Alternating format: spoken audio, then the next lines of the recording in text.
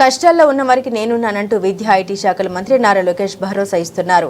మంగళగిరిలోని తెలుగుదేశం పార్టీ కేంద్ర కార్యాలయంలో 87వ రోజు ప్రజా దర్బార్ నిర్వహించారు.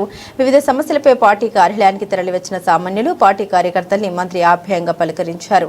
వివిధ సమస్యలపై వారి నుండి వినతులు స్వీకరించారు. సౌత్ కోస్ట్ రైల్వే ఏర్పాటు నేపథ్యంలో విజయవాడలోని లోకో పైలట్ల గాల సికింద్రాబాద్ డిపోను తరలించకుండా విజయవాడలోనే కొనసాగించేలా తగిన చర్యలు తీసుకోవాలని సిబ్బంది మంత్రి నారా లోకేష్ ను కలిసి విజ్ఞప్తి చేశారు. ఆయా వినతుల్ని పరిశీలించి సమస్యల పరిష్కారానికి కృషి చేస్తామని మంత్రి హామీ ఇచ్చారు.